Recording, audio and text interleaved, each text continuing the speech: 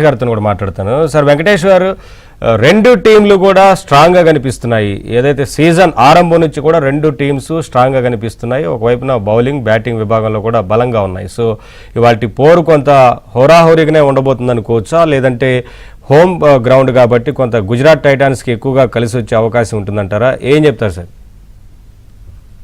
మీరు కలిసి వచ్చే పొజిషన్ లేదు, ఎందుకంటే రెండు కూడా చాలా స్ట్రాంగ్ ఉన్నాయి. బ్యాటింగ్ లైనప్ అవ్వండి, బౌలింగ్ లైనప్. ఎందుకంటే టోటల్ సుదర్శన్ గానీ గిల్ గానీ అక్కడ 700 రన్స్ పోతున్నారు.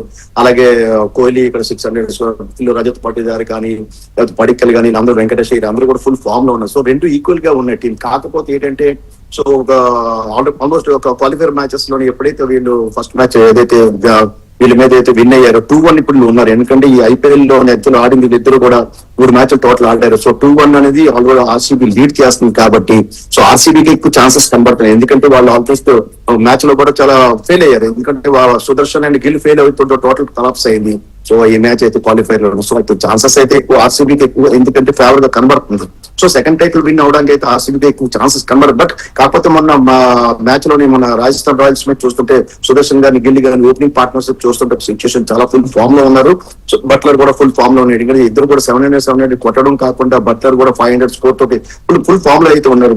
తెవతే గానీ వాషింగ్టన్ అందరూ కూడా. సో కాకపోతే అంటే బౌలింగ్ డిపార్ట్మెంట్ రాబోసరికి సార్ చెప్పాడు భువనేశ్వర్ అనేది ఫుల్ ఫామ్ లో ఉన్నాడు. సో అలాగే హెజిల్వుడ్ కూడా 13 వికెట్లతో మంచి ఫామ్ లో ఉన్నారు. సో బౌలింగ్ డిపార్ట్మెంట్ చూసుకుంటాను. అలాగే కృణాల్ పాండ్యా కూడా మంచి బ్యాటింగ్ చేస్తున్నారు. మంచి ఆల్రౌండర్ గా కూడా బౌలింగ్ గానీ బ్యాటింగ్ గానీ చాలా బాగా చేస్తున్నారు. కాబట్టి సో ఈ టీం అయితే ఈక్వల్ గా పొజిషన్ ఉన్నాయి.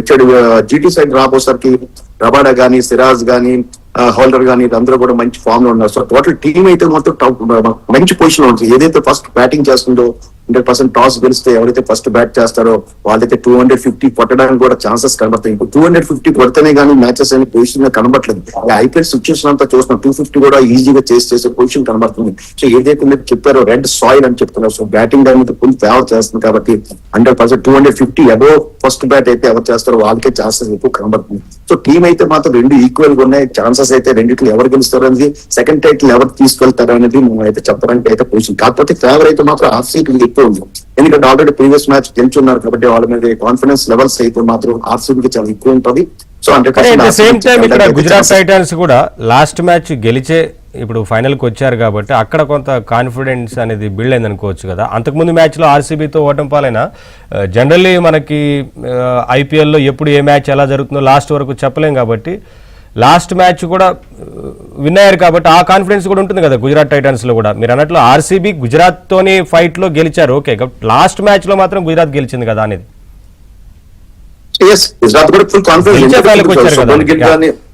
శుభ్మన్ గిల్ కానీ సురేషన్ గానీ ఫుల్ ఫామ్ లో ఉన్నారు. ఎందుకంటే వాళ్ళిద్దరు కూడా 700 స్కోర్ కొట్టున్నారంటే ఆల్మోస్ట్ అయితే ఎంత ఫామ్ లో ఉన్నారని మనం అర్థం చేసుకోవాలి. బట్లర్ కూడా మంచి ఫామ్ లో ఉన్నారు. సో కాకపోతే సిచ్యుయేషన్ పొజిషన్ బట్టి మీరు చెప్పినట్టుగా లాస్ట్ టైం చూస్తుంటే ఆర్సీబీకి సిచ్యుయేషన్ కి జీటీకి సిచ్యుయేషన్ ఏంటంటే జీటీ ఎప్పుడైతే స్టార్టింగ్ ఓపెనర్స్ ఏమైనా ఫెయిల్ అవుతే మాత్రం కొంచెం మళ్ళీ వాళ్ళు కంబ్యాక్ అవ్వడం కొంచెం కష్టంగా కనబడుతుంది. బట్ ఆర్సీబీకి అలా కనబడట్లేదు. సో ఓపెనర్స్ ఇదైనా కూడా నెక్స్ట్ ఎవరో ఒకరు పటిదార్ కానీ లేకపోతే టిమ్ డేవిడ్ కానీ లేకపోతే కృణాల్ పాండ్యా ఎవరో ఒకరు అనేది మ్యాచ్ అనేది బ్యాక్ తీసుకురావాల్సి. So batting failure batting situation strength బట్టి చూస్తుంటే మాత్రం ఆర్సీబీకి ఎక్కువ మంచి ఛాన్సెస్ ఎక్కువ కనబడుతున్నాయి. ఆ జీటీకి బ్యాటింగ్ లైనప్ అనేది మనకు సిచ్యుయేషన్ చూసుకుంటే వాషింగ్టన్ కూడా వచ్చే పొజిషన్ కి వచ్చేస్తుంది. సో బట్ ఏంటంటే ఓపెనర్స్ మీద బేస్ అయిపోయి ఉన్నది. జీటీ కంప్లీట్ గా ఓపెనర్స్ మీద ఎక్కువ బేస్ అయిపోయింది. బట్ అలాగా ఆర్సీబీ చూస్తుంటే ఓపెనర్స్ పటిదార్ బాగా ఆడుతున్నాడు.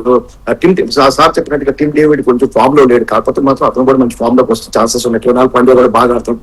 సో ఒక 60-40% కోసం మాట ఈక్వల్ 50-50 అయితే చెప్పలేను. ఆర్సీబీకి కొంచెం ఛాన్సెస్ కొంచెం ఎక్కువ ఉన్నమాట. ఎందుకంటే రవాడా మంచి ఫామ్ లో ఉన్నారు. 28 వికెట్స్ తోటి హైయెస్ట్ వికెట్ టేకర్. సో రవాడా కూడా మంచి ఫుల్ ఫామ్ లో ఉన్నాడు. సిరాజ్ కూడా 18 వికెట్లతో మంచి ఫామ్ లో ఉన్నాడు.